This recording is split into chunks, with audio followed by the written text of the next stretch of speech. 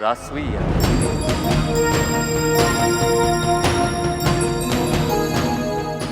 ठीक है, यदि आपका यही विचार है तो ऐसा ही होगा। आप इस यज्ञ की तैयारियां कीजिए और हम।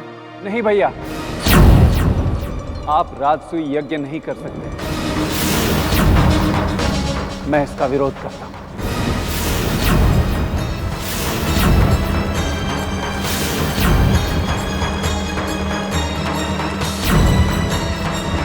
ये आप क्या कह रहे हैं भैया?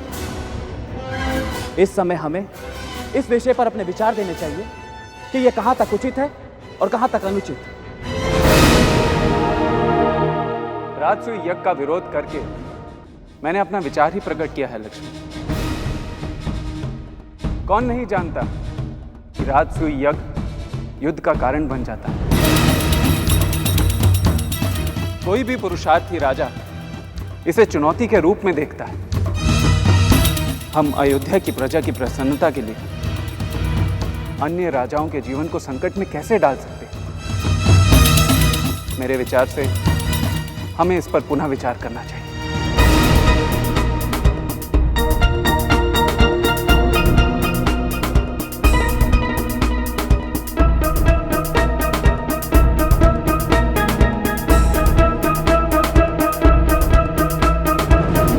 हमारा उद्देश्य युद्ध कदापि नहीं है भरत।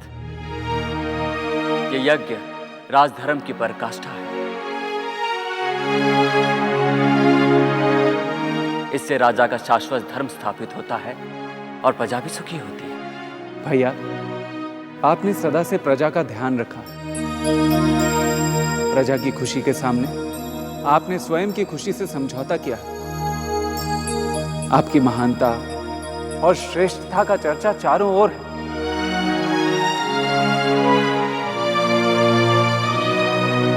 सभी आपको श्रद्धा से देखते हैं भैया।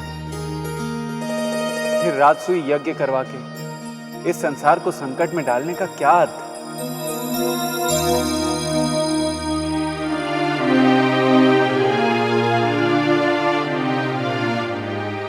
ठीक है भरत,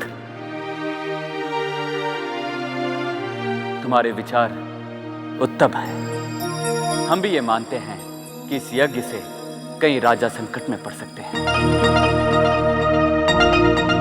इसलिए मैं ये निर्णय लेता हूं कि यज्ञ नहीं किया जाएगा। नहीं भैया, यज्ञ का निर्णय अनुचित नहीं है।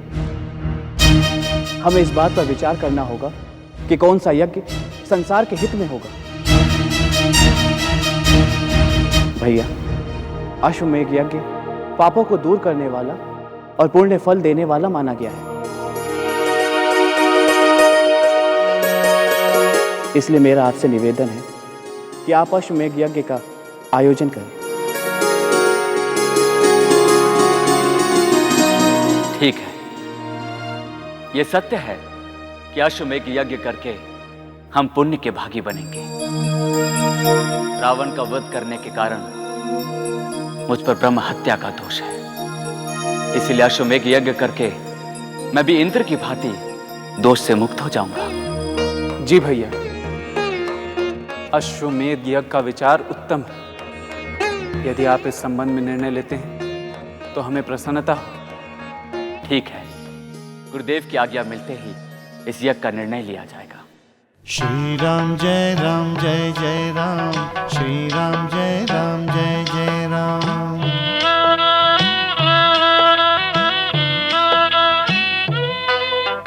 गुरुवर ज्ञानी सुनाए राम कहानी, गुरुवर ज्ञानी सुनाए राम कहानी।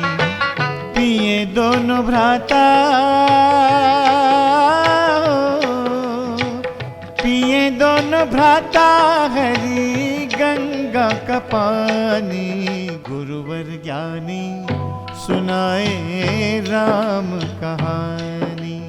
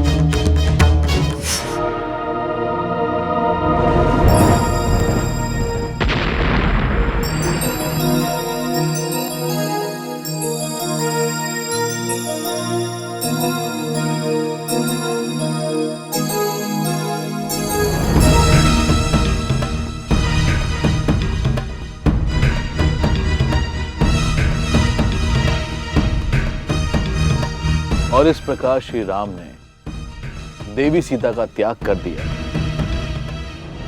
ये तो अन्याय है गुरुदेव। गुरुदेव, आपने जो कहा था श्री राम भगवान विष्णु के अवतार है, क्या विष्णु का अवतार होकर कोई ऐसा काम कर सकता है? देवी सीता ने हर संकट में उनका साथ दिया और इतनी सी बात पे उन्होंने देवी सीता को महल से निकाल दिया। क्या अग्नि परीक्षा के बाद भी उनके मन की शंका नहीं मिटी? गुरुदेव, आप चुप क्यों हैं? क्या आपको नहीं लगता यहाँ श्री राम ने भूल कर दी? नहीं, कदापि नहीं। श्री राम ने जो कुछ भी किया राज धर्म के अनुसार किया, और किसी भी महान राजा के लिए उसकी प्रजा से बढ़कर दूसरा और कुछ नहीं होता। पर गुरुदेव, ये कैसा राजधर्म है, कैसा न्याय है? पुत्रों, समय के साथ साथ में तुम दोनों सब समझ जाओगे। माँ, पता है गुरुदेव क्या कह रहे थे? नहीं, मुझे नहीं पता। बताओ क्या कह रहे थे? माँ, गुरुदेव कह रहे थे कि श्री राम ने देवी सीता को वनवास देकर अपना राजधर्म निभाया है। माँ, ये कैसा राजधर्म है? माँ, इस राजधर्म का क्या अर्थ है? माँ, क्या श्री राम ने अनुचित नहीं किया? बोलिए ना माँ, क्या श्री राम ने देवी सीता के साथ अन्याय नहीं किया?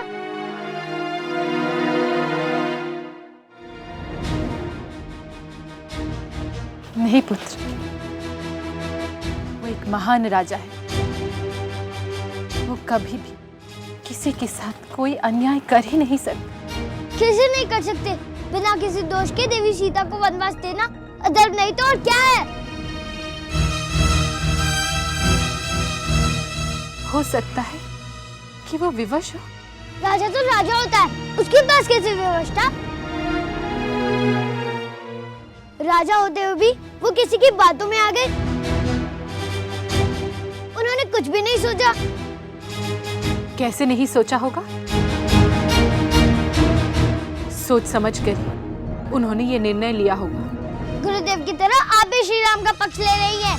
ये ठीक नहीं है। आपको इस बात का विरोध करना चाहिए। सच जाने बिना विरोध करने का कोई अर्थ नहीं है पुत्र। तुम दोनों क्या जानो किन परिस्थितियों में उन्होंने ऐसा निर्णय लिया होगा। गुरुदेव ने हमें सब कुछ सच बता दिया है। हम इस बात को कभी ठीक नहीं मानेंगे। कभी नहीं, कभी नहीं।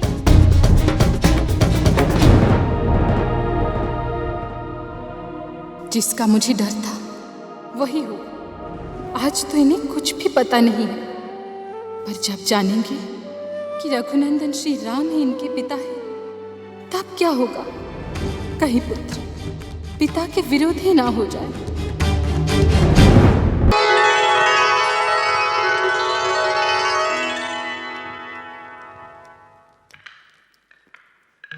प्रणाम गुरुदेव। कल्याण हो। आइए, आसन ग्रहण कीजिए।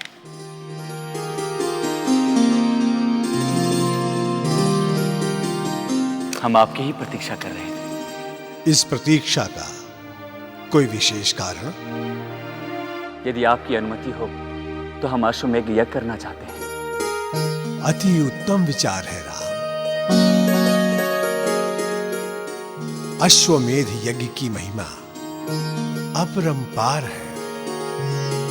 तुम्हें पता है राम, अश्वमेध यज्ञ करने से मनुष्य के सारे कष्ट दूर हो जाते हैं और मनुष्य हर प्रकार के दोषों से मुक्त हो जाता है। ठीक है गुरुदेव, आप पूरे विधि विधान से ये यज्ञ संपन्न करें। मेरा आपसे विशेष निवेदन है। मेरे अहो भाग्य राम। सुमन जी, आप आर्यवत के सभी राजाओं, ऋषि और महर्षियों को यज्ञ में सम्मिलित होने के लिए निमंत्रण भेजिए और मधुपुरी के राजा शत्रुघ्न के पास विशेष दूत भेजकर उन्हें आमंत्रित कीजिए। जैसी आपकी आज्ञा महाराज। भरत, अपने सभी पड़ोसी देशों के राजाओं को आमंत्रित करो और ध्यान रहे कोई भी छूटने ना पाए। ठीक है भैया। और फिर अश्वमेध यज्ञ का निमंत्रण चारों दिशाओं में भेज दिया गया। अयोध्या में उस महान यज्ञ की तैयारी होने लगी। फिर क्या हुआ? इसके आगे की कथा हम तुम्हें कल सुनाएंगे।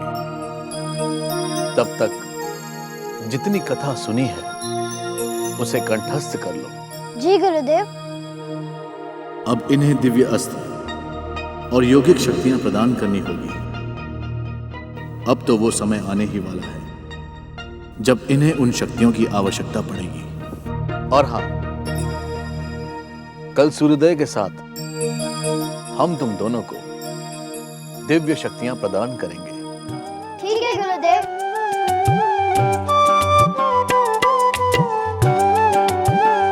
प्रणाम गुरुदेव। आयुष्मान भव।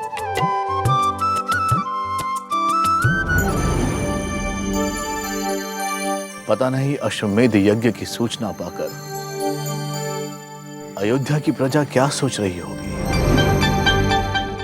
क्या अयोध्या इस यज्ञ के उत्साह का आनंद उठा पाएगी? अरे भाई, मैंने तो सुना है कि महाराज श्री राम बहुत बड़े यज्ञ का आयोजन करने जा रहे हैं। जो सुना है वो सच सुना है। उन्होंने कहा है कि ऐसा यज्ञ तो देवलोक में भी कभी नहीं हुआ है। अश्वमेध यज्ञ कोई साधारण यज्ञ तो नहीं होता, और फिर ये यज्ञ स्वयं महाराज श्री राम करवा रहे हैं। उनके जैसा संसार में कोई राजा हो भी तो नहीं सकता। कुछ भी हो, अयोध्या में उत्सव का वातावरण तो रहेगा और पूरे प्रदेश में चहल पहल तो रहेगी, और इससे अधिक हमें चाहिए भी क्या। इतना ही क्यों, दूर दूर से राजा, महाराजा, ऋषि, महर्षि सब आएंगे। उनके दर्शन से हमारा जीवन सफल हो जाएगा। कितनी सौभाग्य की बात है। महाराज श्री राम अपनी प्रजा का कितना ध्यान रखते हैं। ऐसा निर्णय कोई साधारण राजा कभी नहीं ले सकता।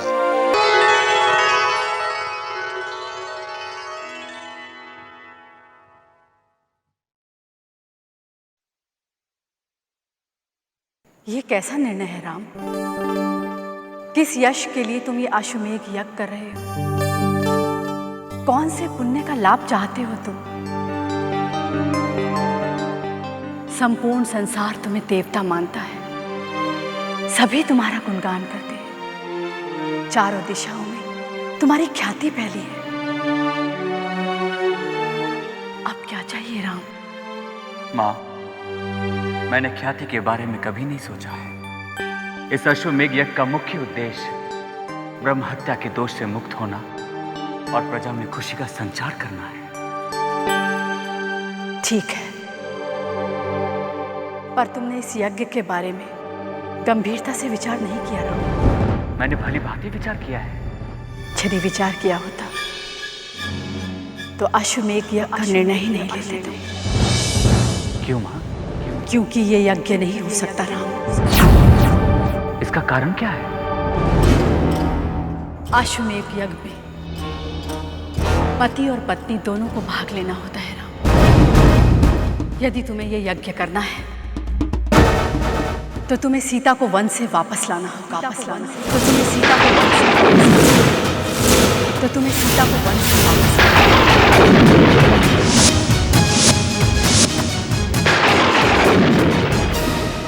ऐसा कदापि नहीं हो सकता है माँ।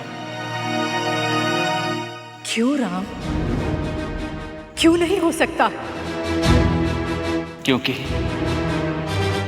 कोई भी नहीं जानता कि सीता कहाँ है और किस दशा में है। कोई भी नहीं जानता माँ। तो ठीक है राम, यदि तुम सीता को वापस नहीं ला सकते तो तुम्हें अश्वमेध यज्ञ का निर्णय बदलना होगा। नहीं माँ, ऐसा नहीं हो सकता। अश्वमेध यज्ञ का निर्णय अटल है, क्योंकि अश्वमेध यज्ञ में प्रजा का हित निहित है। हम सबका हित है और मेरे लिए प्रजा का हित सर्वोपरि है। हम दूसरों के हितों को कैसे अनदेखा कर सकते हैं मां? ठीक है, यदि तुम ये यज्ञ करना ही चाहते हो